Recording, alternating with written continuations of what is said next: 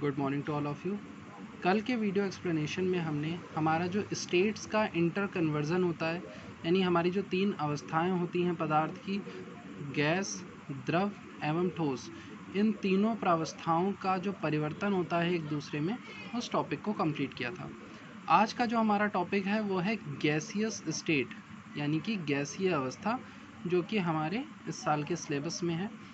तो गैसीय अवस्था में यहाँ पर आपको कुछ पॉइंट्स सबसे पहले एक्सप्लेन किए जाएंगे कि ये गैस क्या होती है और उससे कौन कौन से जो गुण हैं वो जुड़े हुए होते हैं, कौन कौन सी प्रॉपर्टीज़ जो हैं वो गैसेस में पाई जाती हैं। आप पढ़ के आए हैं लेकिन फिर भी इसमें कुछ पॉइंट जो हैं वो न्यू होंगे। तो स्टार्ट करते हैं।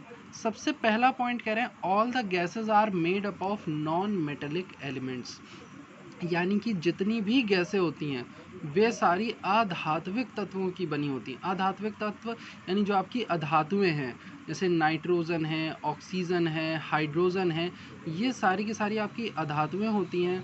इसके अलावा क्लोरीन है, वो भी गैस होती है आपकी। और आपकी जो ऑर्गन है, क्रिप्टन है, जिनॉन है, रेडॉन है, जो नोबल गैसें हैं, आपकी जो अक्रिय गैसें हैं, वो भी क्या होती हैं? अधातुएं होती हैं। तो इसीलिए जितनी भी गैसें हैं वो सारी की सारी नॉन मेटेलिक एलिमेंट्स यानी कि अधातुओं से बनी होती हैं। Second point, molecular formula of gases are simple, thus their molecular masses are low. अब क्योंकि जो हमारी गैस होती है उसमें जो कण होते हैं बहुत दूर दूर होते हैं, यानी कि जो पार्टिकल्स हैं वो एक दूसरे से बहुत दूर होते हैं, इस वजह से जो इनका मॉलिक्यूलर मास होता है वो कम होता है, यानी कि इनका अणुभार भी कम होता है। और इसी वजह से इनका जो मॉलिक्यूलर फॉर्मूला है, यानी कि जो अणुसूत्र है, वो बहुत ही सरल और सिंपल होता है। जैसे कि अगर आप हाइड्रोजन गैस का फॉर्मूले की बात करें तो हाइड्रोजन गैस का फॉर्मूला होता है H2।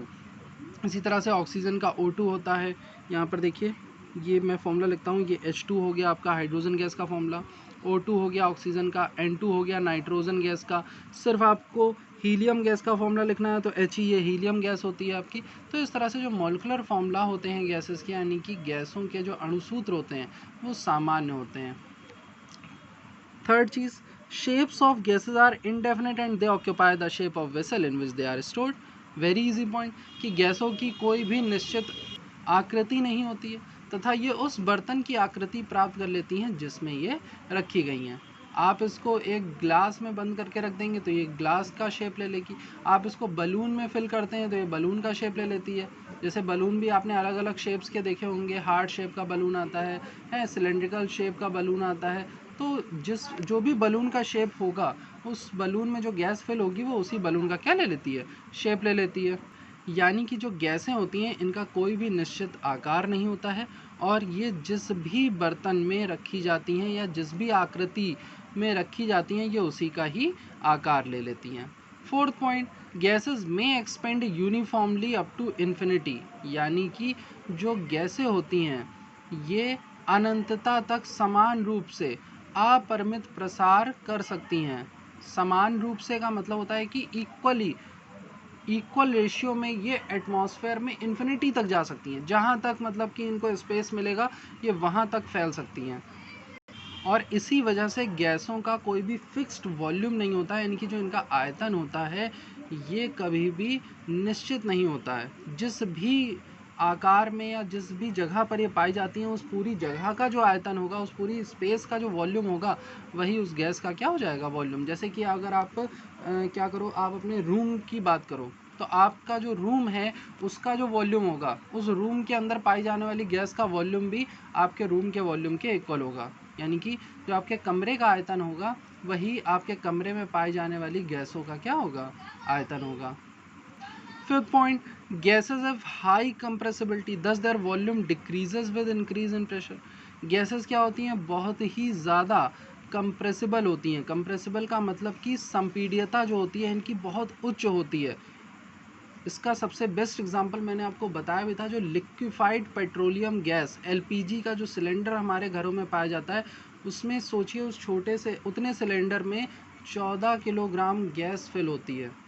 14 kg गैस जो है उसको कंप्रेस करके, यानी कि उसको संपीड़ित करके, उसका दाब बढ़ा करके उस सिलेंडर में फिल किया जाता है।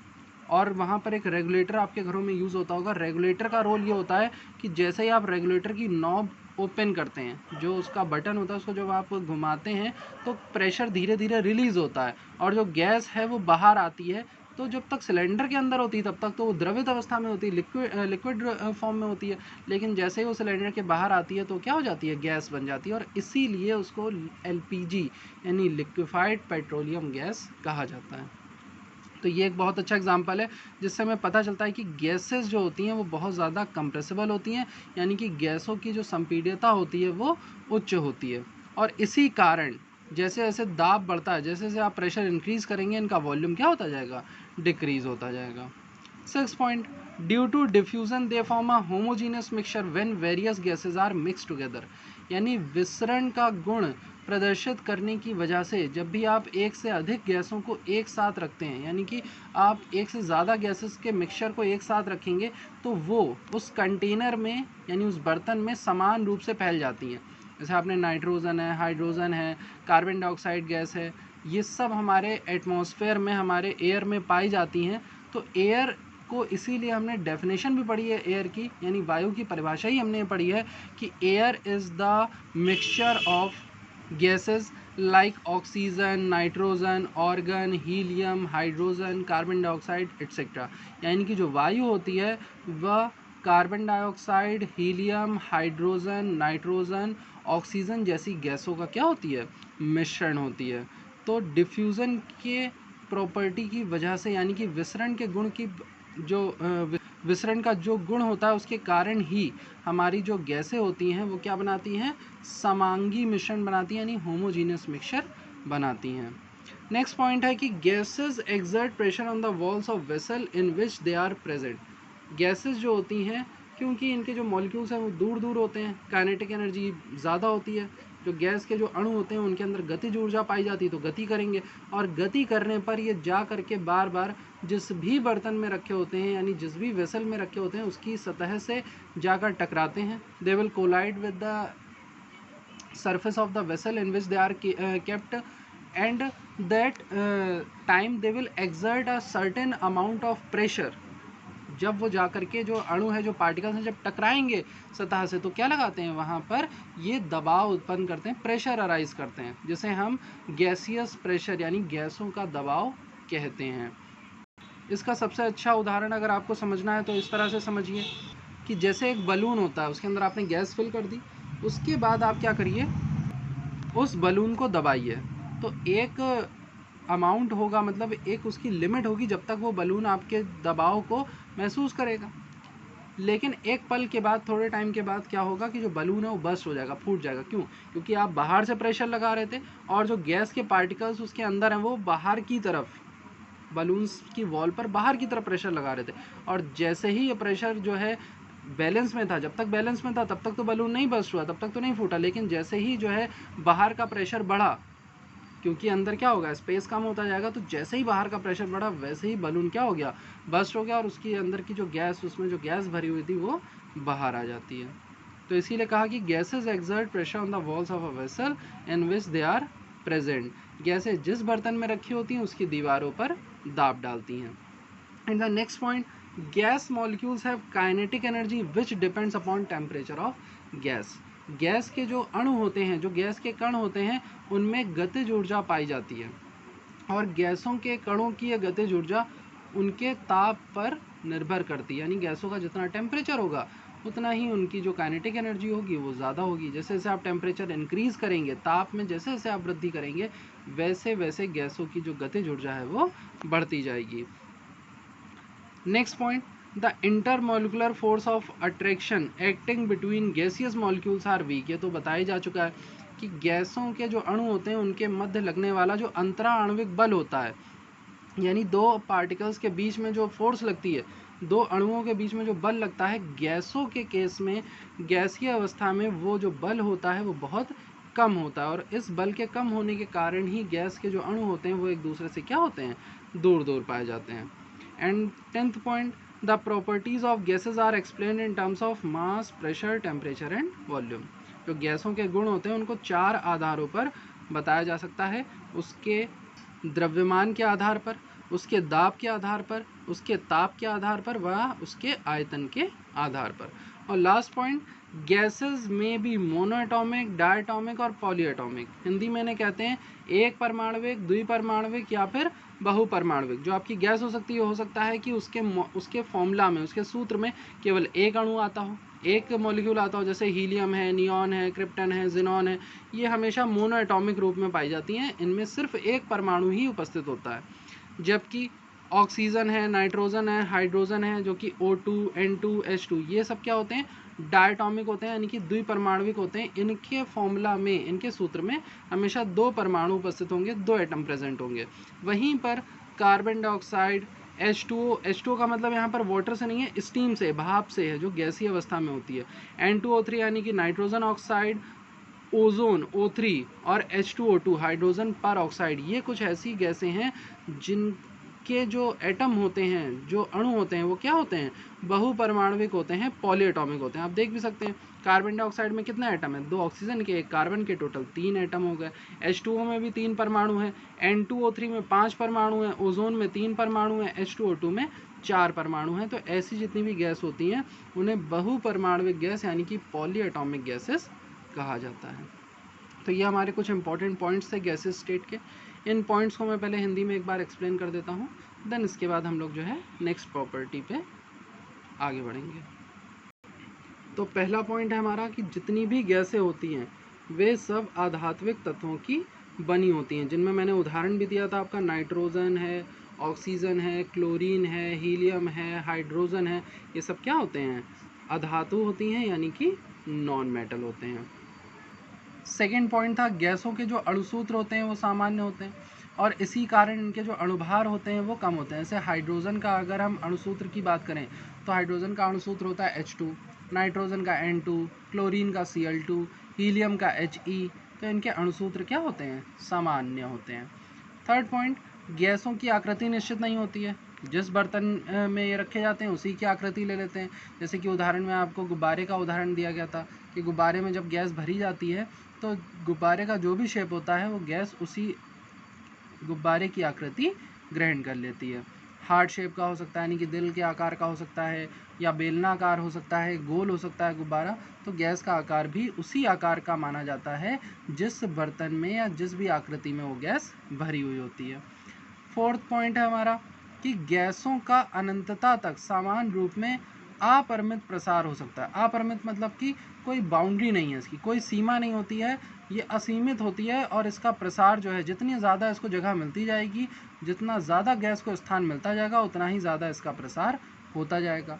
इसीलिए गैसों का जो आयतन होता है वो निश्चित नहीं होता है। ये जिस भी बर्तन में रखी जाती हैं या जिस स्थान पर उपस्थित होती हैं उसी स्थान का आयतन क्या कर लेती हैं, घेर लेती हैं और उतना ही इसका आयतन माना जाता है।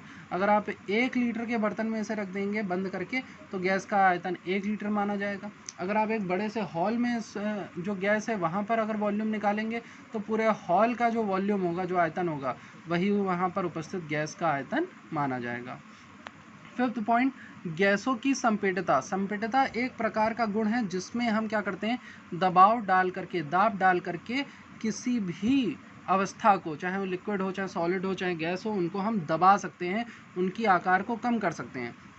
तो ऐसा जो है वो गैस में सबसे ज़्यादा पाया जाता है। सॉलिड में, जो ठोस में मैंने बताया था कि जो संपीड़ितता होती है वो बहुत कम होती है, नगण्य होती है।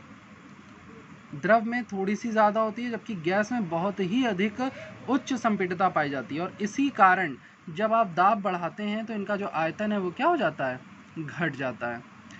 देन सिक्स्थ पॉइंट हमारा, गैसें विसरण प्रदर्शित करती हैं। विसरण एक ऐसा गुण है कि जिसमें अगर आप कुछ कणों को स्वतंत्र रूप से छोड़ दें, फ्रीली आप छोड़ दें, तो वो अपने आप एक दूसरे में क्या हो जाते हैं, मिक्स हो जाते हैं, एक दूसरे में मिल जाते हैं। जैसे आपने क्या किया, 2 सिलेंडर लिए, ठीक है, एक हाइड्रोजन गैस से भरा हुआ था और एक आपका ऑक्सीजन गैस से भरा हुआ था, और इन दोनों सिलेंडरों को आपने एक बर्तन में खाली कर दिया। एक यहाँ पर ऐसे इस तरह से मैं बर्तन बनाता हूँ, ये सोच लीजिए बर्तन है, यहाँ पर 2 ऐसे होल लगे हुए हैं, तो एक में आपने जो है ऑक्सीजन का सिलेंडर लगा दिया और एक में हाइड्रोजन का, और इन दोनों सिलेंडर को ओपन कर दिया।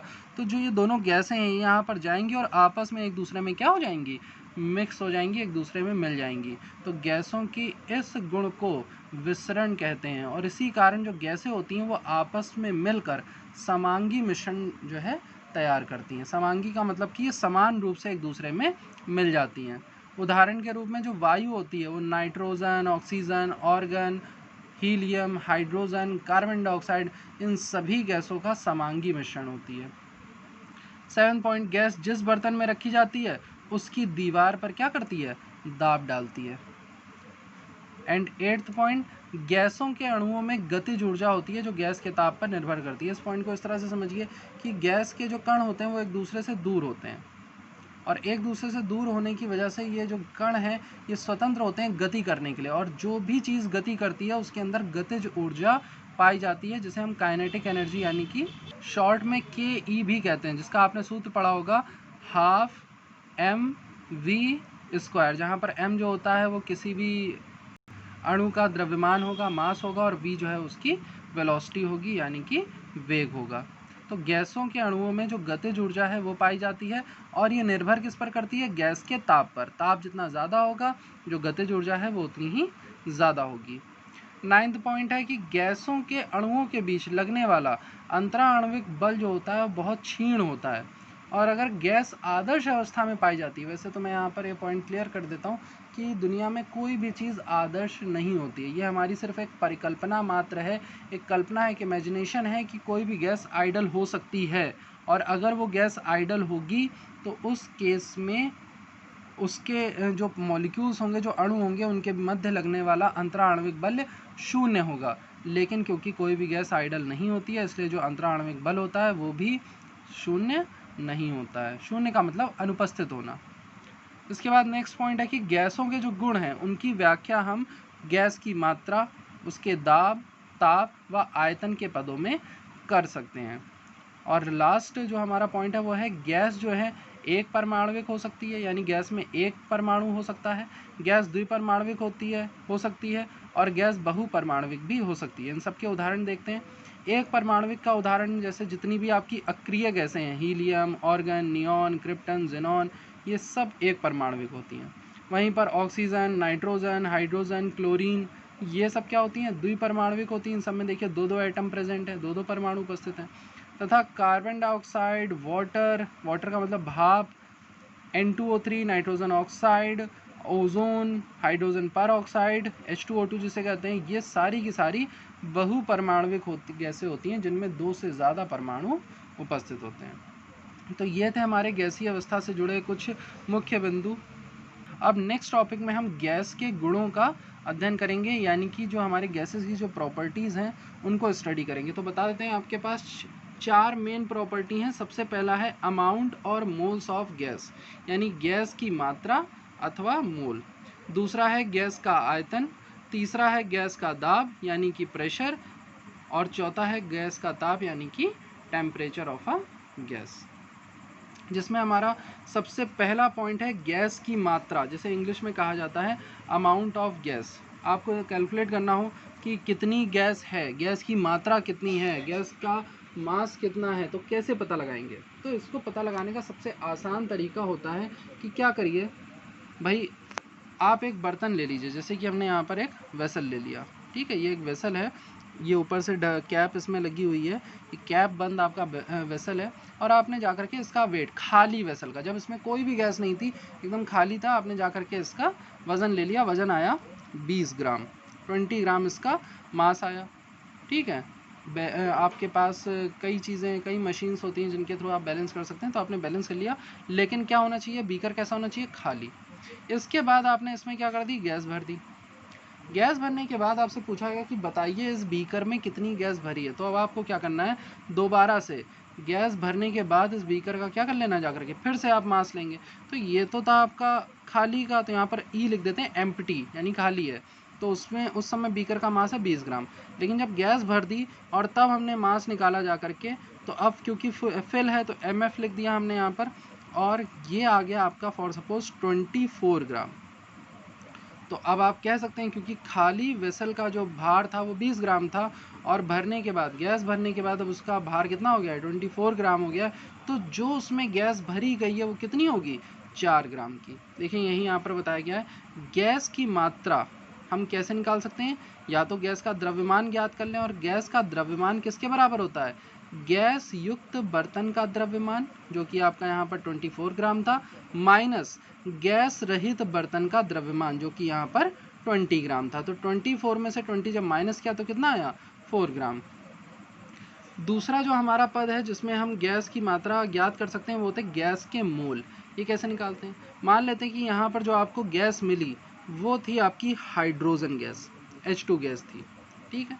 तो गैस के मोल का जो सूत्र होता है वो होता है गैस का द्रव्यमान ग्राम में जो आपने ज्ञात किया है, साथ ही गैस का अणुभार। अणुभार कैसे निकालते हैं, देखिए H2 है, हाइड्रोजन है, इसके मॉलिक्यूल में कितने एटम है, 2 एटम है, 2 परमाणु हैं। हाइड्रोजन के एक परमाणु का भार होता है 1, तो 2 परमाणुओं का भार कितना हो जाएगा, 2 हो जाएगा। तो यहाँ पर गैस का अणुभार कितना आ गया, 2 आ गया।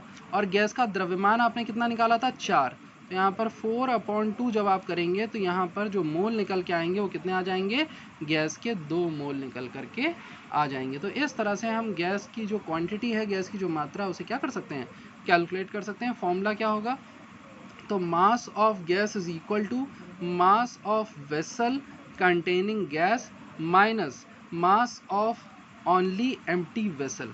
ये आपका मास निकालने का फॉर्मूला होता है गैस का। और सेकंड, अगर आपको मोल्स निकालने हैं गैस के तो उसका फॉर्मूला होगा मास of gas in gram which you can be calculate by the above method and upon the molecular mass of gas. Gas के मोल बराबर गैस का द्रव्यमान ग्राम में बटे गैस का अणुभार। तो ये होती है गैस की मात्रा। तो अमाउंट ऑफ गैस जो होती है वो कैसे कैलकुलेट कर सकते हैं, the quantity of gas can be expressed either in the terms of mass और in the terms of moles. अगर आपको मास निकालना है गैस का तो उसके लिए मैंने क्या बताया कि एक वेसल लीजिए, उसका आप मास निकाल लीजिए। एम्प्टी वेसल का फॉर सपोज वो 20 ग्राम आ जाता है आपका एम्प्टी वेसल का जो मास है, ठीक है। और फिर उसके बाद उस वेसल में, उस बीकर में क्या कर दीजिए, अपनी गैस फिल कर दीजिए जिसका भी आपको मास निकालना है। और गैस फिल करने के बाद दोबारा से आप उस वेसल का मास निकालिए जाकर, फॉर सपोज वो 24 ग्राम आ जाता है, तो उस कंडीशन में गैस का मास कितना हो जाएगा, मास of vessel containing gas that is 24 gram minus mass of vessel that is 20 ग्राम। तो जब आप 24 से 20 को माइनस करेंगे तो गैस का मास कितना आ जाएगा, 4 ग्राम आ जाएगा। अब फॉर सपोज कि आपको सेकंड जो अमाउंट निकालना है वो हम निकाल सकते हैं मोल्स ऑफ गैस। तो in the calculation related to gaseous state amount of gas is taken in terms of mole. जब आप कैलकुलेट करते हैं तो नॉर्मली हम मोल्स लेते हैं। तो उस कंडीशन में गैस के मोल निकालना एकदम ईजी है। क्या करना है कि आपने जो मास निकाला था अभी गैस का 4 ग्राम अपॉन कर देना है मॉलिक्यूलर मास ऑफ गैस। अब ये मॉलिक्यूलर मास क्या होता है, फॉर सपोज जो आपकी गैस है वो हाइड्रोजन है, तो हाइड्रोजन का जो मॉलिक्यूल होगा, हाइड्रोजन के एक मॉलिक्यूल का जो मास होगा वो ही इसका मॉलिक्यूलर मास माना जाएगा। तो हाइड्रोजन के एक मॉलिक्यूल में हाइड्रोजन के 2 एटम होते हैं, हाइड्रोजन के एक एटम का मास होता है 1, तो हाइड्रोजन के 2 एटम का मास क्या हो जाएगा, 2 हो जाएगा। और आपने अभी जो गैस का मास निकाला था वो कितना निकाला था, 4 ग्राम। ये आप अलग अलग कैलकुलेट करके निकालेंगे या न्यूमेरिकल में गिवन होगा। और अपॉन में जिस भी गैस के आप मोल निकाल रहे हैं उसका मॉलिक्यूलर मास आपको रखना होगा। जैसे यहाँ पर मैं आपको हाइड्रोजन का निकाल के दिखा रहा हूँ तो मैंने अपॉन में 2 रख दिया, तो 2 से जब आप 4 को कट करेंगे तो कितने मोल आ जाएंगे, 2 मोल। तो ये थी हमारी पहली प्रॉपर्टी अमाउंट ऑफ गैस। बाकी जो प्रॉपर्टी है उन्हें कल कंटिन्यू करेंगे। इन पॉइंट्स में अगर कोई पॉइंट अगर आपको नहीं समझ में आया है तो उसे आप क्लियर कर लेंगे। Okay class, thank you.